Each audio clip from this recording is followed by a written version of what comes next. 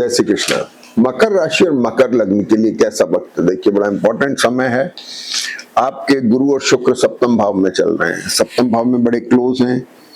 Marital और business relationship में थोड़ा फ्रीजिंग है, नए एक्सप्लोरेशन हो रहे हैं लेकिन फ्रीजिंग है। स्पाउस की हेल्थ का ध्यान रखना है। गुरु और शुक्र इंटेस्टाइन में थोड़ा चॉकिंग बताते हैं, पेट की तकलीफ बताते हैं। दूसरी तरफ बुध जो छठे स्थान के लॉर्ड हैं वहां बैठे हैं, वो भी वृषभ नवांश में है, ये भी पेट की तकलीफ बताते हैं। तीसरी बात यह है कि मंगल जो है यहाँ पर भरणी नक्षत्र में है, केतु से दृष्ट है, ये भी एसिडिक होते हैं। कुल मिलाकर के सारा एपिसोड पेट की तकलीफ को बता रहा है। अगली बात क्या हो गई कि अष्टमेश जो सूर्य हैं ये मंगल और बुध से थोड़े फ्रीज हो गए हैं, यानी मेंटल स्ट्रेस दिखाई दे रहा है, लेकिन इस वीक में रिलीज हो जाएगा मेंटल स्ट्रेस और आप बहुत अच्छा फील कर रहे हैं। दूसरी बात, आपका योग कारक शुक्र है, योग कारक शुक्र गुरु के साथ में है, मान सम्मान दे रहा है, प्रतिष्ठा बढ़ा रहा है, रिकॉग्निशन दे रहा है। Teaching, preaching, consultancy, banking, HR, management, खाने पीने की चीजों का काम करने वाले लोगों के लिए बड़ा इंपॉर्टेंट कॉम्बिनेशन है, अच्छा कॉम्बिनेशन है। तो वीक की शुरुआत शनि यहाँ बैठे हुए, शनि लग्न के स्वामी है, जिसमें गुरु की दृष्टि है। आपका मान सम्मान, आपका अपलिफ्टमेंट हो रहा है, बढ़ोतरी हो रही है। अब देखिए, सबसे खास बात क्या हुई कि जैसे वीक की शुरुआत हुई तो वृषभ राशि का चंद्रमा यहाँ शिफ्ट हो गया मिथुन राशि में। मिथुन में चंद्रमा आ गए 15 तारीख को सुबह 8:50 पे। जैसा मैं अक्सर कहता हूँ कि चंद्र बुध का combination sudden gain, sudden loss, sudden upliftment, sudden downfall, injury, दर्द वर्द इनका होता है। तो छठे भाव में बुध के साथ में कॉम्बिनेशन, थोड़ा ध्यान रखने का है। स्पाउस की हेल्थ का ध्यान रखना है। यकायक मैरिटल और बिजनेस रिलेशनशिप में आए हुए चेंजेस के थोड़ा ध्यान रखने की जरूरत है। कॉर्पोरेट या गवर्नमेंट सेक्टर के लिए फायदेमंद है। और दूसरा क्या हुआ कि 15 तारीख को ही चंद्रमा यहाँ आए और सूर्य भी यहाँ शिफ्ट हो जाते हैं। अब सूर्य यहाँ आ गए तो सूर्य छठे भाव में शत्रु नाशक होते हैं, यानी डेट्स, डिसीज और एनिमीज को क्रश कर रहे हैं।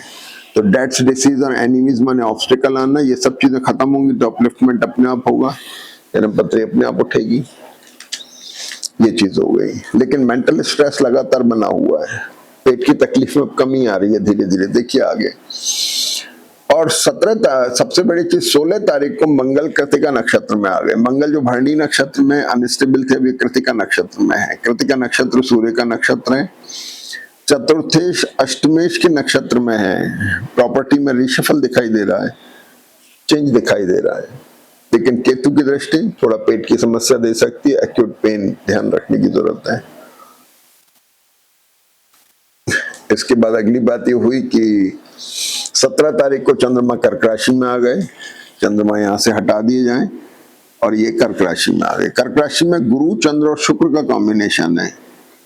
चंद्र शुक्र जो है ये यहां बैठ करके डिफरेंस ऑफ ओपिनियन देता है with anyone, with your employer, immediate boss, या आपका बिजनेस पार्टनर्स, या मैरिटल रिलेशनशिप में, या स्पाउस के साथ में। ये डिफरेंस ऑफ ओपिनियन देता है, या फिर ये डिटैचमेंट करा देता है, आपकी ट्रबल करा देगा।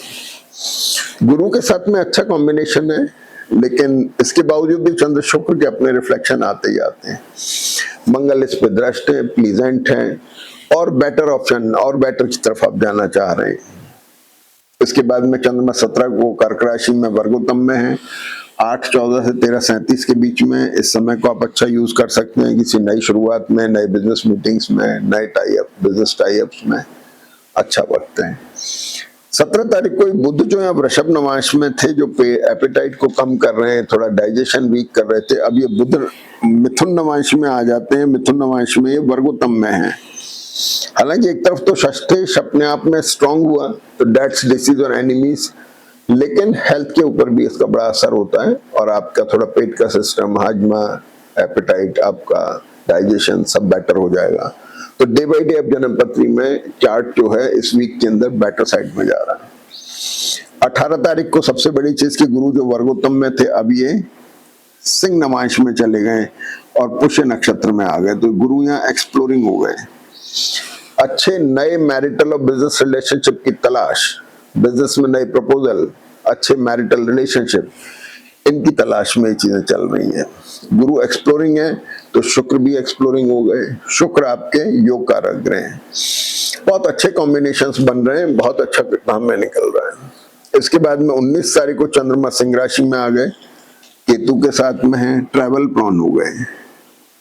स्पाउस के साथ डिटैचमेंट हो सकता है, मैरिटल और बिजनेस रिलेशनशिप के अंदर थोड़ा सा हल्का स्ट्रेस आ सकता है, ध्यान रखने की बात है। लेकिन चंद्र बुध का फिर असर 7th हाउस पे आ गया, तो sudden gain, sudden loss, injury, detachment और सडन अपलिफ्टमेंट और डाउनफॉल सब संभव है। स्पेशली वो लोग ध्यान रखें जो लोग शेयर मार्केट या गोल्ड सिल्वर का उतार चढ़ाव का काम करते हैं, वो लोग विशेष तौर पे ध्यान रखें। स्पाउस की हेल्थ का विशेष ध्यान रखना है। एकदम सडन लॉस होने की चांसेस हैं, तो थोड़ा केयरफुल रहें। और नौकरी में भी जिनका चार्ट स्ट्रॉन्ग है उनके लिए तो ठीक है, बाकी जो वीक मोड में है उनकी नौकरी के ऊपर थोड़ी परेशानी आ सकती है।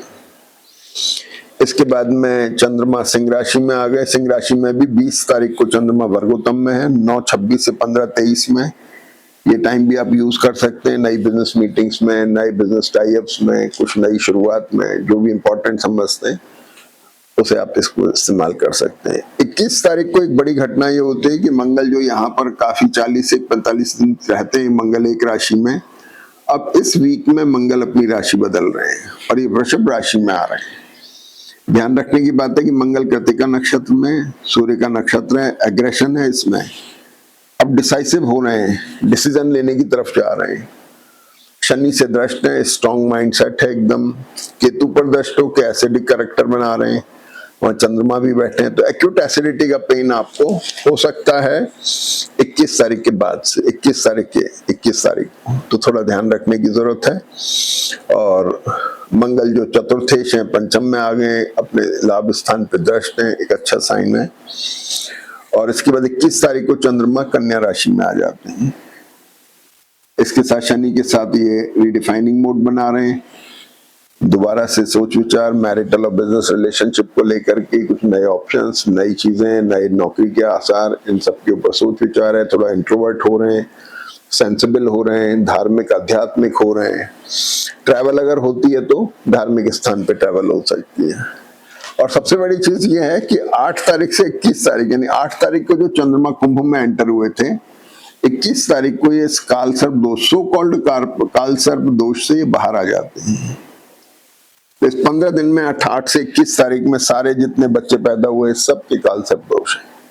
तो अगर पंडितों की बात माने तो सारी जन्म पत्रियां वीक हो गई, लेकिन ऐसा नहीं होता। काल सर्प दोष हमेशा खराब नहीं होता, और बल तो इसका कोई उल्लेख ही नहीं है शास्त्र के अंदर, इससे डरने की कोई जरूरत नहीं है। जय श्री कृष्ण।